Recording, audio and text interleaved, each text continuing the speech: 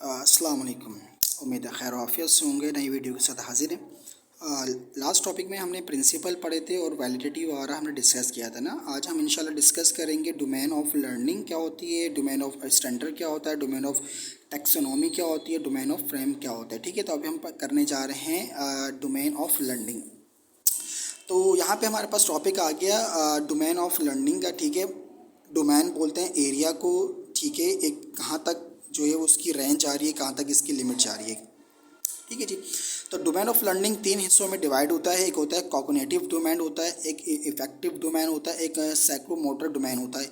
अगर आपको याद हो तो हमने ये तीन डोमेन भी हमने पढ़े थे कि एक टीचर जो है जो एक टीचर है उसके अंदर भी तीन चीज़ें जो है वो होनी चाहिए। जब हम पढ़ रहे थे कि वो पढ़ रहे थे फ्रेम का, हम टॉपिक डिस्कस कर रहे थे कि सबसे पहले कॉग्निटिव डोमेन होगा जिसमें टीचर की जो है वो स्किल, जब हम वर्क फ्रेम के बारे में हम जो है वो डिस्कस कर रहे थे, जिसमें हमने पढ़ा था कि assessment policies practice in Pakistan के अंदर कि टीचर की पहली कॉग्निटिव डोमेन को इंक्रीज़ करेंगे, फिर उसकी बिहेवियर को, फिर इसकी जो है वो फिज़िकल डोमेन को।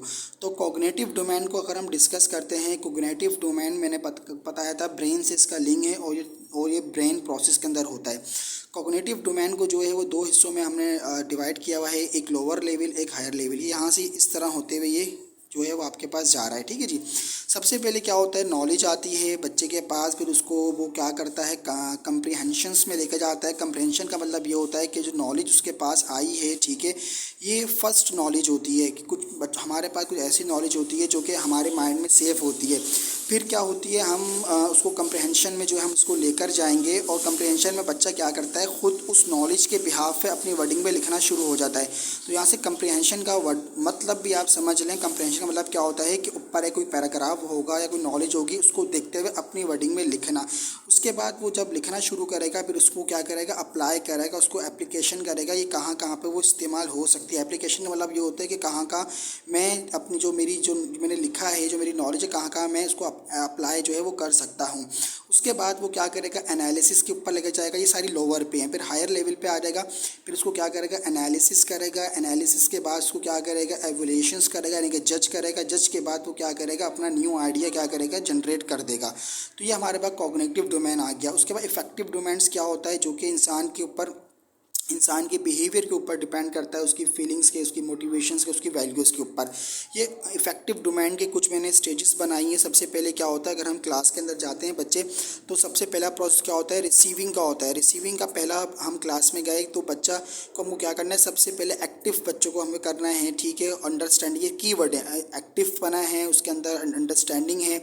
फिर जब बच्चा क्लास में एक्टिव हो जाता है, जब वो समझने लग जाता है, तो फिर वो क्या किस प्रोसेस पे मूव हो जाता है, फिर वो हो जाता है रिस्पॉन्डिंग के ऊपर। रिस्पॉन्डिंग में वो आंसर देना शुरू कर देता है, वो अपनी परफॉर्मेंस देना शुरू कर देता है। फिर जब परफॉर्मेंस देता है तो फिर वो क्या करता है, अपनी वैल्यूज़ के ऊपर आता है। वैल्यूज़ के ऊपर क्या करता है, जब वो परफॉर्मेंस देता है तो फिर वो सीखने के बाद उसको बाहर क्या करता है, अप्लाई करता है। उसके इंपॉर्टेंस पता होता है, लोगों को वो बताता है। उसके बाद वो क्या करता है, वैल्यू के जब वो उसके बाद हो जाती है तो फिर वो किसके पास जाता है, ऑर्गेनाइजेशंस के बाद होती है। फिर वो क्या करता है, कंपेयरिंग करता है, रिलेटिंग करता है अपनी नॉलेज को, यानी कि एक होती है बुक की नॉलेज, एक होती है प्रैक्टिकल लाइफ। फिर दोनों को क्या करता है, वो कंपैरिजन करता है। कंपैरिजन करने के बाद फिर वो किस पे मूव होना शुरू हो जाता है, फिर वो मूव होता है कैरेक्टराइजेशन, लिखा हुआ ये, ठीक है। तो फिर ये क्या करता है, कंपैरिजन करने के बाद वो उसका सही तरीके से इस्तेमाल करता है, उस प्रॉब्लम को सॉल्व करता है, उस प्रॉब्लम को डिसॉल्व करता है, ओ डिस्प्ले करता है, सॉरी। ये दो डोमेन्स हो गई। उसके बाद हमारे तीसरी डोमेन्स हमारे पास आती है जिसका नाम है साइक्लोमोटर डोमेन। ये भी ये दरअसल डिपेंड करती है फ़िज़िकल एक्टिविटीज़, जो आपकी फ़िज़िकल एक्टिविटीज़ होती है उस पे डिपेंड करती है, सही है।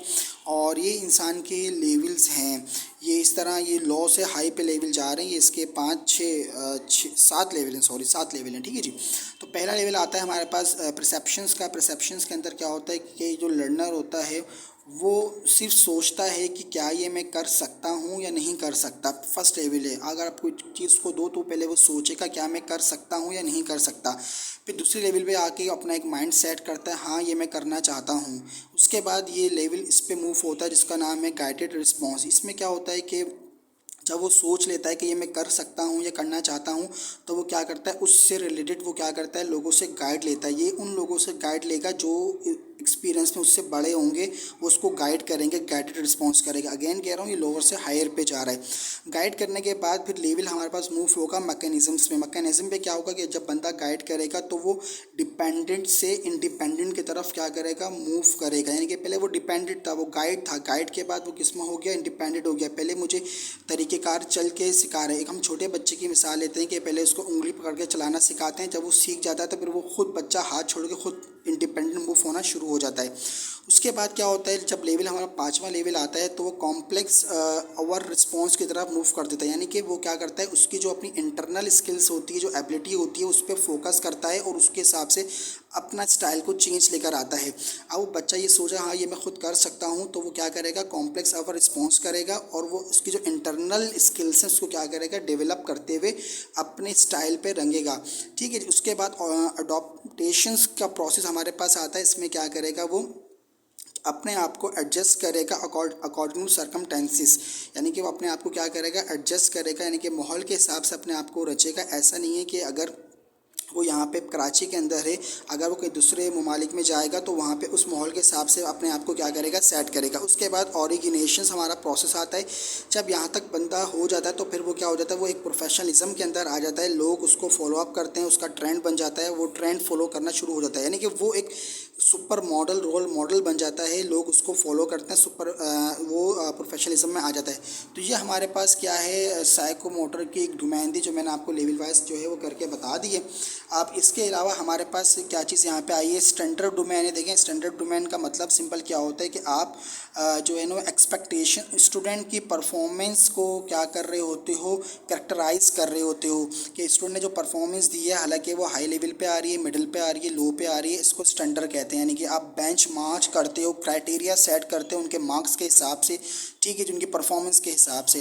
डोमेन टैक्सोनॉमी क्या होती है, जो ब्लूम टैक्सोनॉमी है, हमने क्या करा है, उसको क्लासिफाई कर दिया, उसकी हिरार्की बना दी। हिरार्की दरअसल इस तरह करके बनती है, इसकी 2 टाइप्स यहाँ पे हो गई। इसको हिरार्की करके इस तरह आपको बनाना है, जो हमने डिस्कस किया था। सेल्फ एक्चुअलाइजेशन थी हमारे पास, सेल्फ स्टीम थी, लव, सेफ्टी, साइकोलॉजी और नीड्स हमारे पास। ये हमने पिछला सब पीछे पढ़ के आ चुके हैं, सब चीज़ें वही हैं।